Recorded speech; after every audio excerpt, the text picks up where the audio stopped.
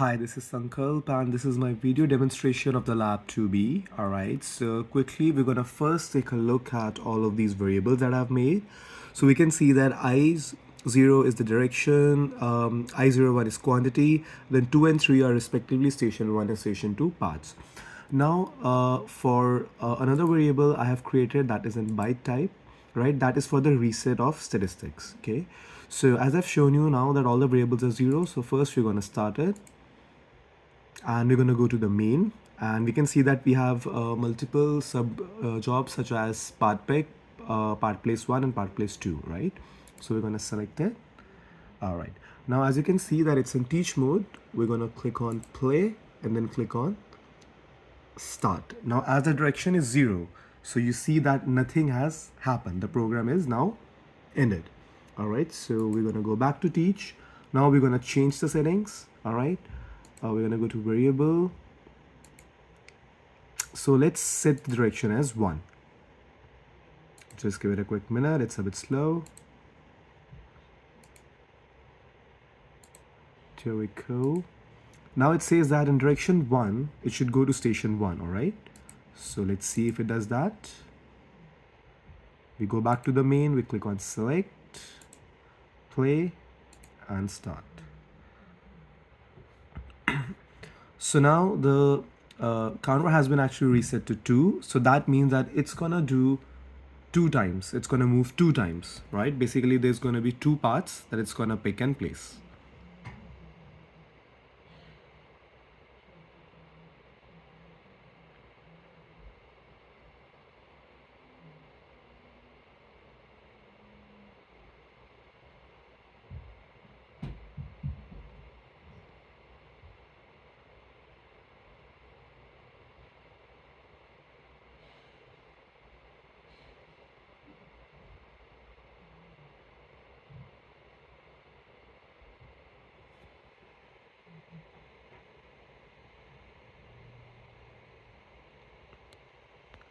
So now it's going for the second time.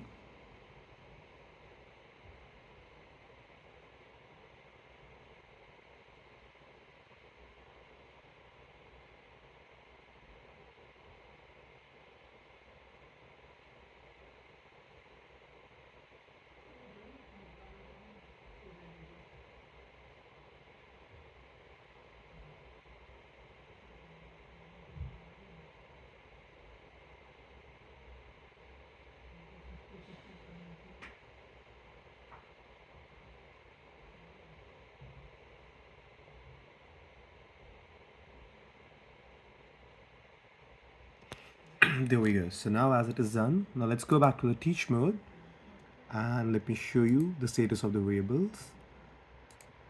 So as we can see that the station 1 parts over here it says are 2 because it did not go to station 2, right? So the next part are 0.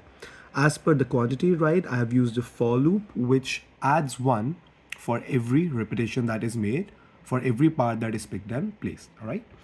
Now let's go back to the job. Oh, but before we do that, let's change the direction now. Okay, we're gonna make it at 2, and there we go. Now if we select the chop, and let's go to play and start. So now it's gonna go back to this position. It's gonna go down, it's gonna pick the part, right? And it's gonna go to now station 2, which is in the opposite direction. You'll just see that shortly.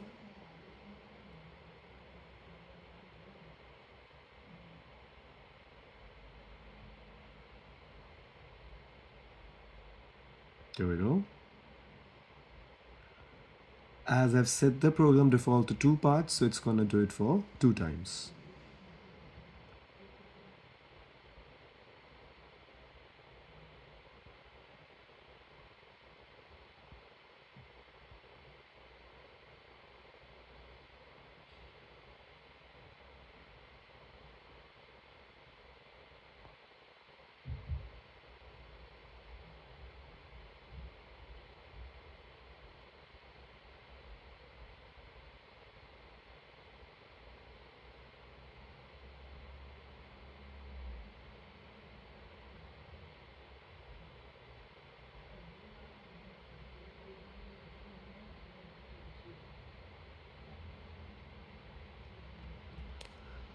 So as we can see, now it is placing the part the second time.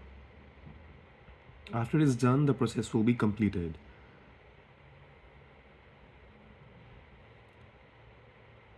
There we go. Now let's take a look at the variables. Now as you can see that for the station 2 part, right? For the station 2 part, it's once again at 2. Okay. Now as the direction was 2, now we're going to change that as well. First, let's go to teach.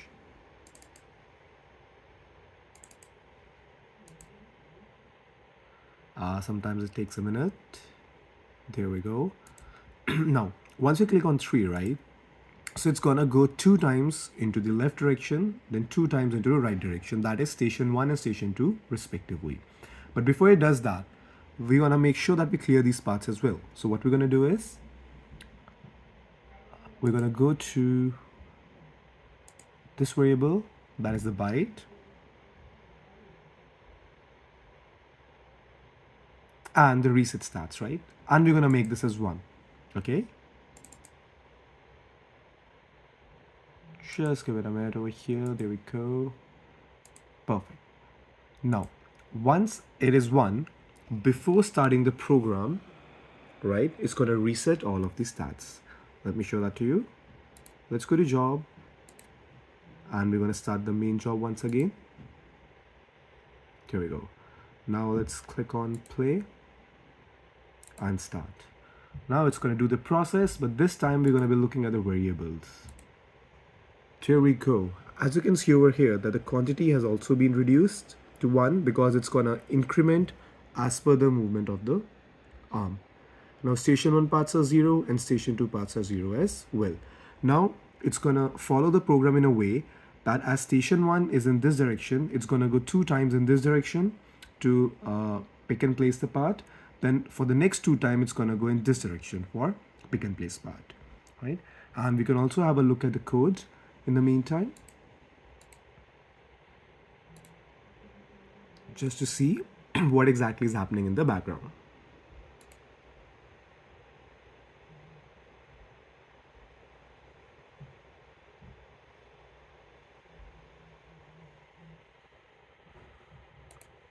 Okay, I think it's not gonna let us do that because the program is running, right? So we might have to wait, but don't worry, we don't have to wait for the entire time, right? I'm just gonna go ahead and stop the program and just show you the code, okay? So we can see over here, right?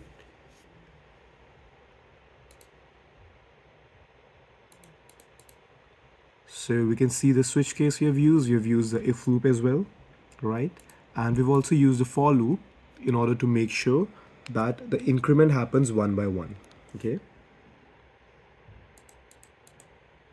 So for the third case, right, this is the case 0, nothing happens in case 0, as you can see. Then for case 1, it does the station 1, then for case 2, it's going to do the station 2, and for case 3, it's going to do both the stations 1 by 1.